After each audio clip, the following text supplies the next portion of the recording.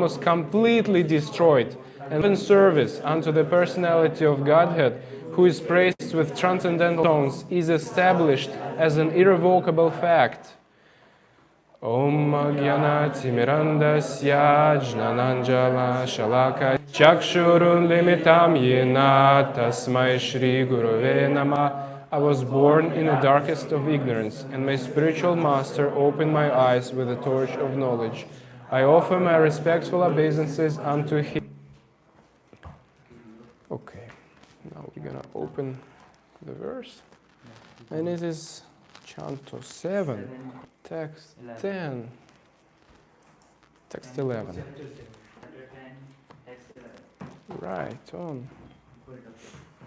7, 10, 11.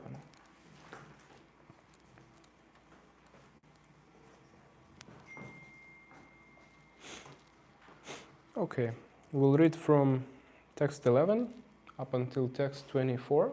Yes. Once we are ready.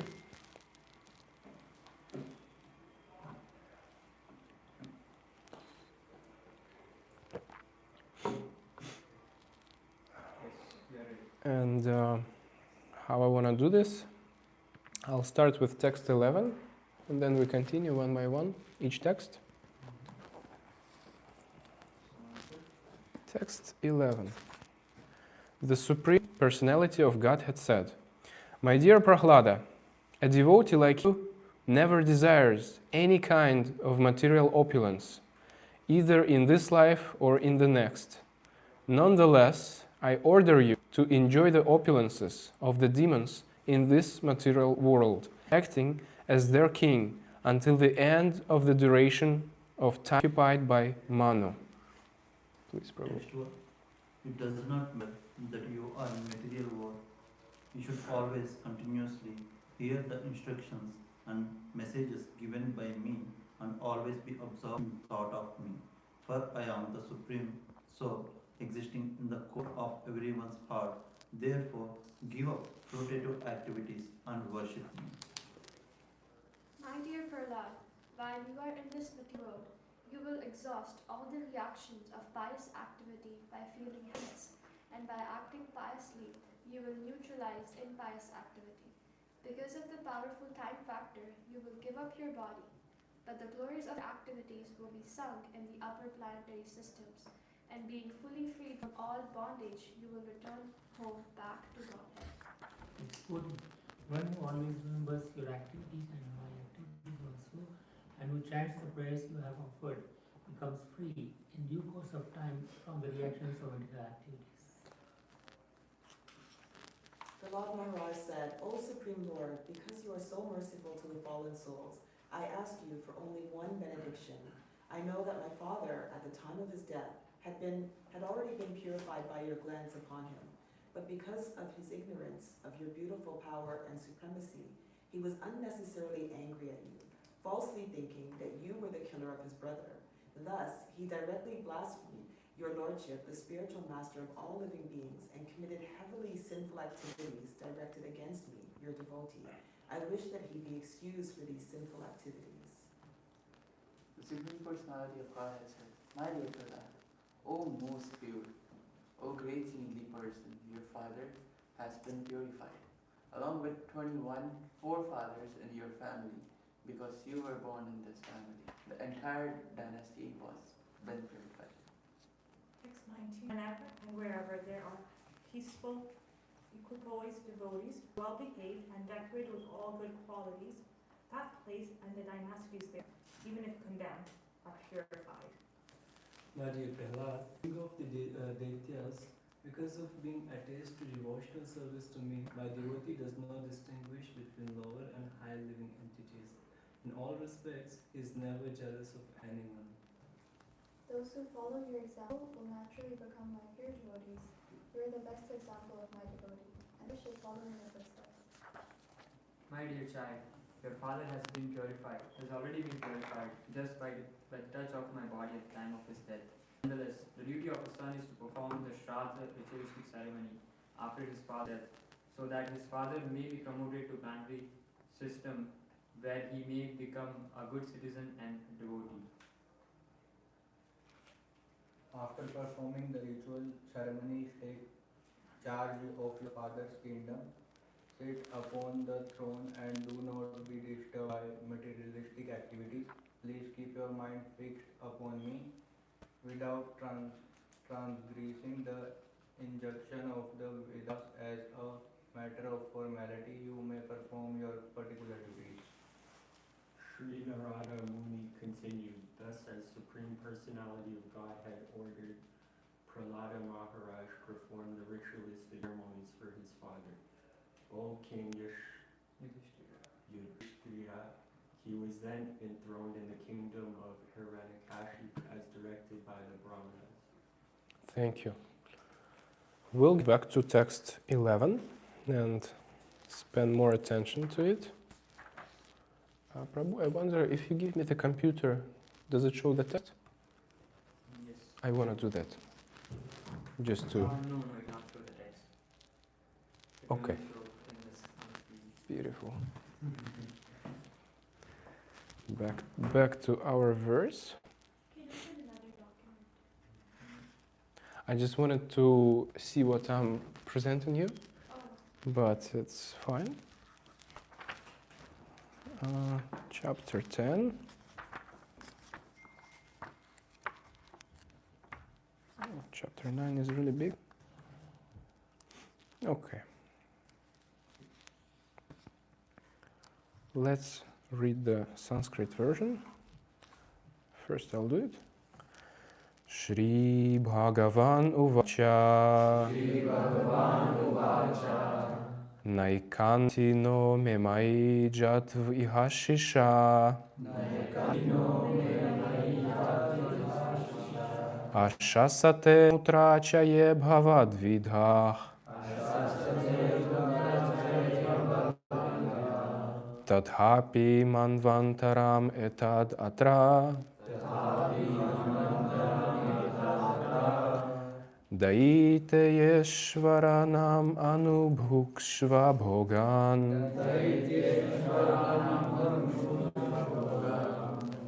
Please, Prabhu. Sri Bhagavan Vacha. Shri Bhagavan Vacha.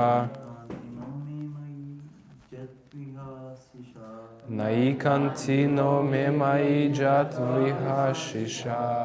ashashate mutrachaye bhavadvidha. Ashasate mutrachaye bhagavad vidadha. Tatapi manvantram etadatra. Tathapi manvantaram etadatra. Deyastvaranam anubhukshva bhogam. Daityeshvaranam anubhukshva bhogan. Shri Bhagavan Vacha. Shri Bhagavan Vacha. Naikanti no memai jat vihashisha. Good. Ashasate mutrachaye bhagavad vidha. Tathapi manvantaram etad atra. Tathapi manvantaram etad atra. Daiteshvaranam anubhukshva bhogan. Slowly. Daiteshvaranam anubhukshva bhogan. I think it should be enough. We read it a few times. And let's do word by word, repeating after me. Shri Bhagavan Uvacha. The Supreme Personality of Godhead said. Na. Not. Ekantina. Unalloyed. Without desires except for the one desire for devotional service. Me, from me. Mai, unto me. Jatu, anytime. Iha, within this material world. Ashisha, benedictions. Ashasate, intense desire. Amutra, in the next life. Cha, and. Ye, all such devotees who Bhagavad Vidhah, like you, Tadhapi, still, Manvantaram, the duration of time until the end of the life of one Manu. Etat, Atra, within this material world. Daitya Ishvaranam, of the opulences of materialistic persons.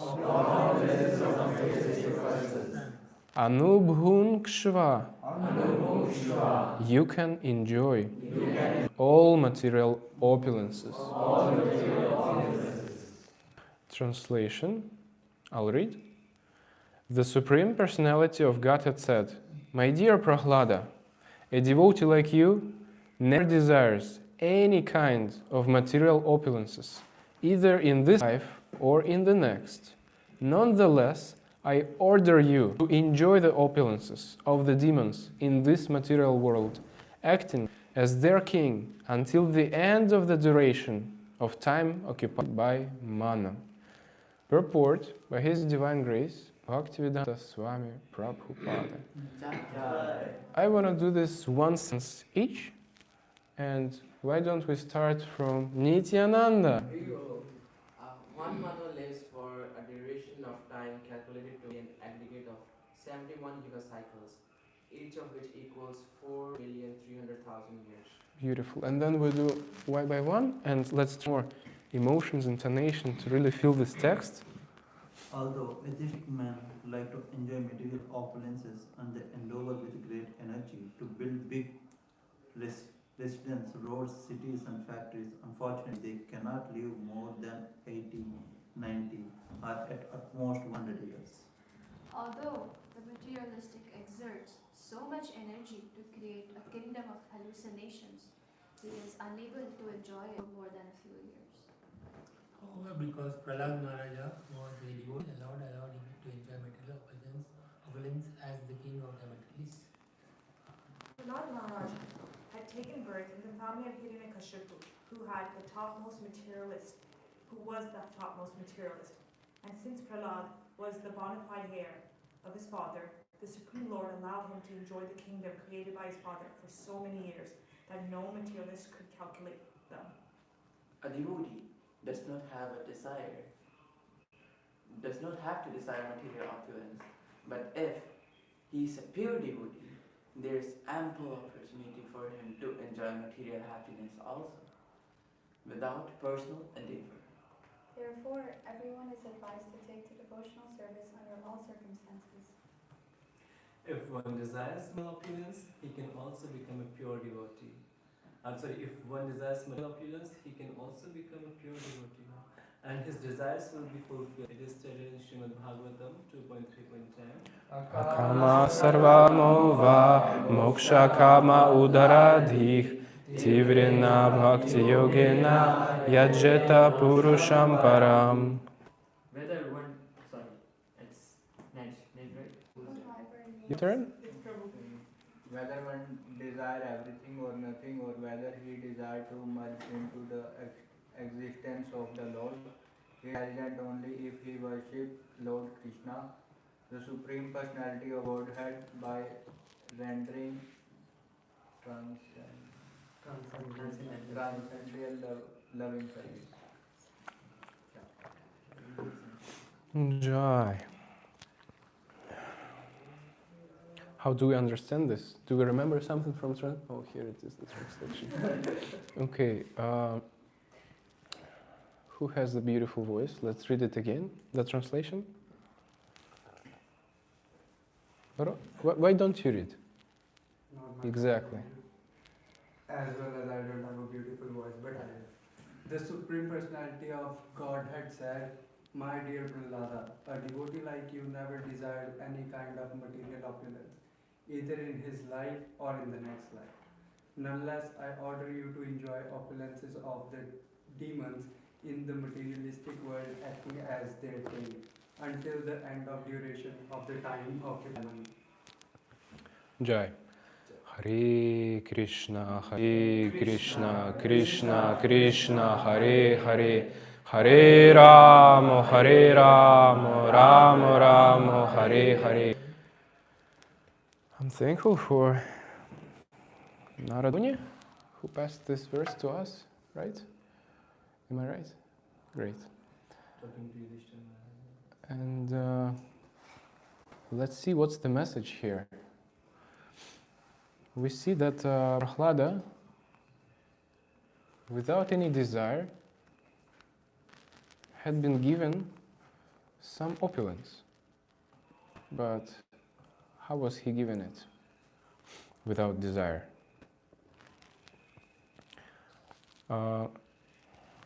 Simply because he was not attached to it. According to psychology course I've taken from Vedic knowledge, you can only have something if you're not attached to it. Why do you think is that the way it is? Anybody have an opinion? You can only have whatever you are not attached to. Why do you think is that? Anybody have an idea? Please? So the more attached you are to something, the more entangled you'll become. And so if you're attached to it, then you can have it but not be disturbed by it. Mm-hmm. Thank you. When you are less attached to something, you are not insecure about, you're not scared of losing it, or you're not insecure about that. So you really enjoy it. Thank you. Anybody else? If you don't love something, you don't have the delusion about it. So you can be like practical, 100% active. Okay, I see your point. How about you? Yeah, she won't have the anarthas, lust, greed, and like anger. So that helps you not have those anarthas. And as Sri Krishna said, he focuses on being a devotee. So if I think from a devotee perspective, we can do our devotional service and we can even use that opulence for the Lord. So it's different from you trying to use it for your own self. Thank you for your opinions. My view was that simply Krishna protects us. He cares about us so much because if we get something that we are really attached to, scared to lose, we'll lose ourselves. We'll be very nervous to have it.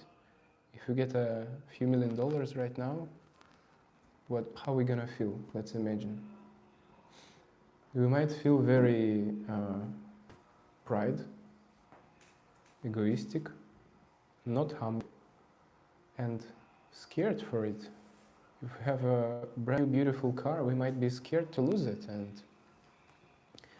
if we especially work so hard for something, so hard, put all ourselves into this and to get this thing, it's gonna take us longer time to get it.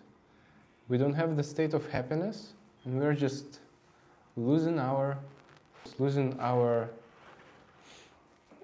strength for it. In the mode of goodness, you do things slowly, a little bit at a time, and then it comes naturally. Have you ever noticed that you want something really badly? For example, a relationship, or workplace, or material. You really want it hard and you don't have it. But as soon as you forget about it, it just comes. You just receive it. As soon as you get busy with something, for example, devotional service, Krishna gives you. It's called a true belief in Krishna, a trust. When you really believe in Krishna, when you are really Krishna consciousness, you know that He's in your heart as the super soul, and He knows exactly what do you want right now, what do you need right now, sorry. He knows what you want and He wants what you need, and He gives what you truly need right now to develop your character, to protect you from falling down.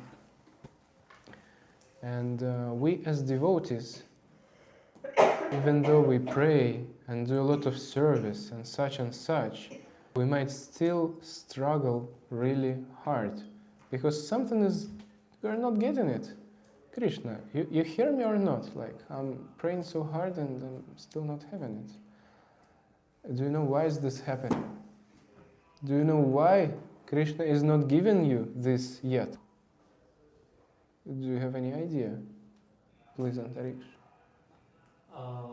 If Krishna does things our way, then definitely we will get kind of entangled with Maya, and we will get puffed up if things go our way. So he wants to give it to us, but in a way where we don't develop any kind of ego or any kind of what do we call it, pride for those things. Beautiful. I'll share my understanding, but the thing is, I forgot the question. Could you remind me? Yes. Question was, why does Krishna delay giving you certain things? Okay, thank you. Because he loves us so much. He noticed we started praying, we started doing devotional service. He noticed that we turn ourselves to him. We make this one step to him, and he makes 10 steps to us by not giving us what we want, by letting us continue the practice harder, surrender more, devote more time, because that's what he likes, and that's what is the pure benefit for us. Because if we just if we suddenly in the middle of the process start hating Krishna for not having this what we want and just swearing on him, oh Krishna, come on, I don't want to do this anymore, I'm not your devotee. As soon as you decide this, he will give you everything right away. But you will be spoiled. He will give you everything you wanted because he will turn his face away from you. Okay, enjoy, continue. So in this verse we see that Krishna ordered, actually Hiranyakashipu, right? Hiranyakashipu ordered Prahlada to enjoy the opulences. Krishna or like Narsimhadev. Narsimhadev ordered Prahlada, enjoy the opulences. Because he didn't want it. He was not attached. He's a devotee, and Krishna gave him a role to enjoy this. It's hard to understand the Krishna's plans, and maybe we can just do assumptions that Krishna wanted other people to see somebody enjoying it, to maintain the Maya for somebody, and to maintain the beautiful position for a devotee. I see you have a question. Please ask. In the previous verses, it was mentioned that when Krishna gives a material opulence to his pure devotees, it's just not for the sense gratification, but to be using it for his service, to be using all those opulences for Krishna's service, and not for any personal use. Exactly. We might think that, oh, I live in, I don't have anything, I don't have any money, I don't have any relationships, I'm so renounced, and kind of look bad on rich people who have this. Kind of look bad and think, you are not a devotee. Maya. On my perspective, this is a false renunciation, because the opulence, some rich things, money, it's the energy of God. It's his quality. The goddess of fortune, Lakshmi, it's the energy of God. and it comes to you as soon as you're ready. And from the Vedic point of view, a person who has the high position in material life, or who is a big devotee, senior devotee, saffron devotee, he has just a lot of Shakti, this person. And this person, he accumulated a lot of Shakti from his previous lives. He has a choice either to use this Shakti for service or to use this Shakti for enjoying, being opulent without service. And there is a saying, there is a belief that we should not do Vaishnava Aparadha. What's it called in English? Yeah, Vaishnava Aparadha, but in English it's offenses to the devotees, right? But of course, devotees are very dear to Krishna.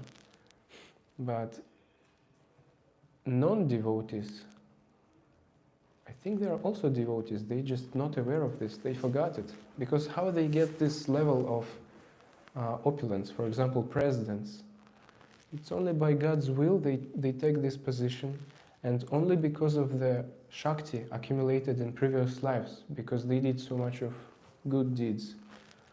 Yes, it's not bhakti yoga, but it's still a very high level of consciousness, and they are also dear to God. And if we, what's the word? Blaspheme? No.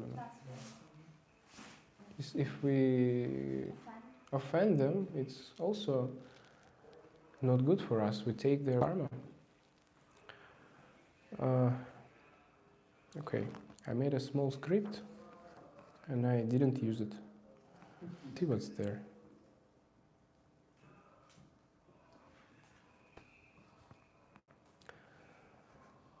And whatever opulence you're giving, you are given, really values, really appreciates how you use it. For service, or for your own pleasure. It's a check. Okay, you have it, and let's see what you do with it. Let's see how you have it. You either progress or degrade. And how to connect this is that there is nothing wrong with being wealthy, being rich, being opulent, because this is the quality of God that comes to you in a different quantity as soon as you're ready, as soon as you're not going to be spoiled, as soon as you're strong enough to have this opulence. And I personally look to rich people, even non-devotees, with oh wow, great, wonderful, you achieved this, you have this inner development of your consciousness, you're able to hold it, and you're, well, not falling down. Like, I try to see good in it, because it's energy of God. We gotta see good things. And when, especially criticizing somebody who is in Maya, we never know when we get this. I mean, whenever we criticize it, very soon after, we get the same situation to be checked. Okay, you criticized, let's see how you handle this, let's see how you know this. Because there is one thing to have the information, which is good, which is not good, and criticize. And another thing is to have the knowledge in your heart. The knowledge means processed information. Information that's in your heart, you're applying it already. And what I see is, for me, when I read too much in short time, I have a lot of information, and I need some time to convert it into knowledge. I'm a little bit a slow reader. But yeah. It's said there that in the purport,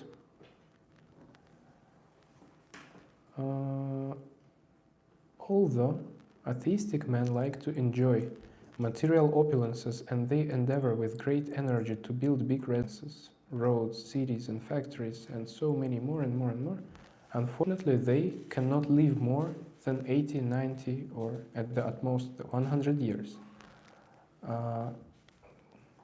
Okay, print line, but why I'm saying this that sometimes we run after things. Where is our happiness? You should think about it. Where is our happiness? We might think, oh, the happiness is as soon as I save enough money to get this car. And then what? The happiness is as soon as I have the work I want. And you're running after it, spending yourself.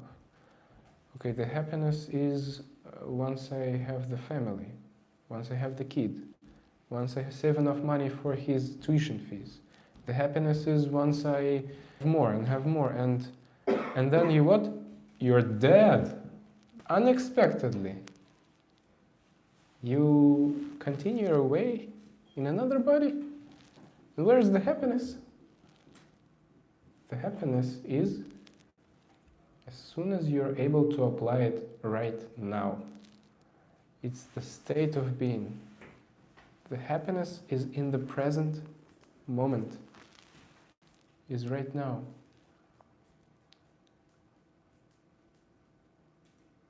Krishna is where? Everywhere, everything, every place. Including inside of you. That's where the happiness is. That's where the present moment is. We gotta stay in touch, in connection with Krishna in our heart by always remembering Him, seeing Him in everywhere. Devotee, non-devotee, Maya, it's also His energy. I prefer to appreciate it, to appreciate everything, to see it in a good color. I see this safer for me and it feels nicer. Not sure what else I wanted to say, but it feels like a good time to hear your questions, discuss something. Maybe realizations or comments, concerns. Maybe you can correct me somewhere. Please. I love the point that you said, like seeing other people's opulence, seeing them as energy of God, and appreciate everything in this world. Thank you. Thank you. I Venkatesh? really love the way that you put things like very slowly, calmly, and like talking about point to point, point to point. It's really nicely engaging, asking the questions in between. That's very nice, guys. Thank you very much. Thanks to your blessing. If we get a chance to have like 5 minutes before it ends without questions, I'll share some of my realizations from the trip, if we want to hear that. Trip to Montreal and Ottawa. I was driving Bhakti Marga Swami for his blessed by Krishna. So yeah, I really liked having the association of different devotees, because there is ashram in Toronto that we visited and in Montreal, and either it's the same, the way it's running, it's completely different. First of all, I see us, we are a little bit luxurious, I would say. We have so much and so good here. We start at 5:30, and it's good, it's nice to combine it with our life when we are working. But the devotees over there are next level. I was so inspired that I want to share this inspiration with you, to give you this taste, this rasa of seeing them so sincere, so pure. So what happened in Montreal, the program starts at 4:30 at every temple, and they wake up at 3. I was driving, I was not planning to wake up so early, but I was lucky enough to just open up my eyes when I'm sleeping and see what's going on. And you know what? When they wake up, after 3, they take a shower, everything. 3:30, they're mopping their floor. They're washing their room with the water, with the rag, cleaning it up. Wow, Okay, I continue sleeping.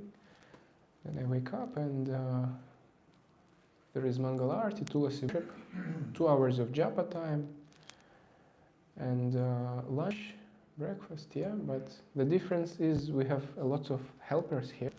There the community is less, and they do all the job, such as transferring the prasadam from the offered plates into the plates for everybody, to bringing this. I see them engaged fully into managing. We have like some leaders, some management that we need. We are a bigger community. But there are only a few people and it feels like everything is running on them. Every single day, they don't have a day off. They every single day wake up this time and go for Harinam book distribution for 4 hours. I was impressed. And when the Harinam is happening, I texted in the group, I actually confused book distribution and Harinam. So 70% they're doing Harinam. And what happens is that another 10 people comes just from their homes, and they come with some food, some prasadam they cooked. And such a location where there is a bus stop, metro stop, and university, lots of people traffic, and they give out prasadam, books, this, so much engaging, and I was really inspired by that. I see that they have this energy, this determination, they give the choice to whom to donate, to whom not to donate. They're very openly to just donate the book. Here you go. Okay, they're not worried, not attached to money. They're so in the flow, and Krishna just takes care of it. They have their business card, okay. The monks, their business cards. I mean business cards with Mahamantra and their phone number to contact. And yeah, probably enough to say. It's just very inspiring me, and I always find it nice to travel. I heard that when you travel different places, different ways of doing something, you get more mature, more wise, and I'm grateful for this trip, and I recommend to everybody without rushing, not really having your happiness in the future in the traveling, but when it comes, don't refuse the opportunity to travel, to explore, and I encourage you to always be present with the happiness right now. And just to conclude this, I want to say that there is nothing wrong with opulence if it's used properly in devotional service, because that's Krishna himself, his quality. And I thank everybody who come here, listen me. I hope I was able to serve you by passing something. It really didn't feel like to read my script or something. I don't know, I just start talking. And I wish you a great, blessed day. Hare Krishna.